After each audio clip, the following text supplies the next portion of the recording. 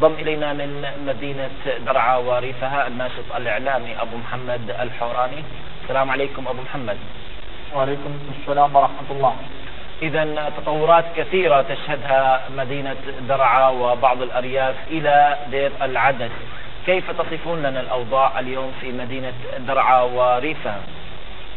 نعم، تدور الآن اشتباكات عنيفة على جبهة عتمان الجهة الغربية بالتزامن القصف بمدافع الفوزليكا على البلدة. وقام الجيش الحر اليوم بتمشيط سل مصيح حول بلدة دير العدس بعد انسحاب قوات النظام منه. وبالأمس دارت اشتباكات عنيفة جدا في محيط بلدة دير العدس وإفشال محاولات تقدم لقوات النظام وتدمير دبابتين، الأولى على مشارف بلدة دير العدس والأخرى شرقي بلدة كفر شمس، وتدمير سيارة مليئة بعناصر الجيش الأمن والشبيحة وقتل العشرات منهم أثناء محاولتهم استرجاع المناطق التي كانوا يسيطروا عليها ومحاولة اقتحام بلدة دير العدس. والآن ودارت اشتباكات عنيفة على أطراف حي المنشية بدرعا البلد وأطراف المخيم من درعا المحطة وبصرى الشام.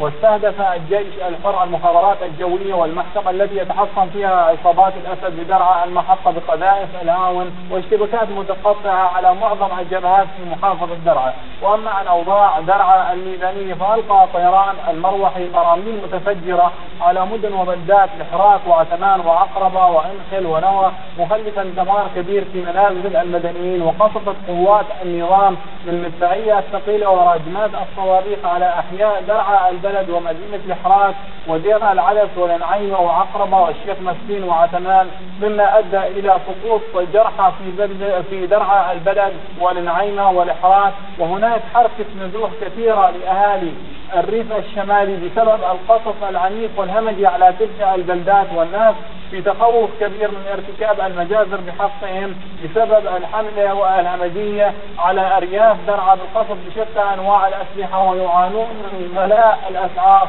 وبالأخص المحروقات وعدم مساعدات المدنيين من أكثر من شهر. وأيضا المشافي الميدانية بحاجة لكوادر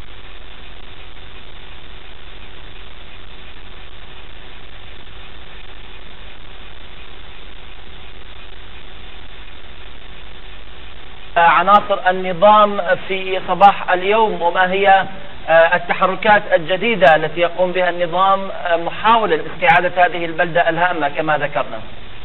نعم، بالأمس أثناء محاولة التقدم للنظام قام النظام بشن غارات مكثفة من الطيران الحربي وإلقاء أكثر من 7 براميل متفجرة على البلدة، عدا القصف الهمجي براجمات الصواريخ والمدفعية الثقيلة. وتمكن أبطال الجيش الحر من دحر عصابات الأسد إلى ما وراء خطوط السماء. نعم، وأيضا أخي أبو محمد نتحدث عن تفجير لأحد معاقل الأسد الإرهابية في بصرى الشام بريف درعا، وأيضا نشاهد بأن الأنظار اتجهت من جديد أو تحركات الجيش السوري الحر من جديد عادت إلى بصرى الشام. ما أهمية هذه المنطقة بالنسبة لأبطال الجيش الحر؟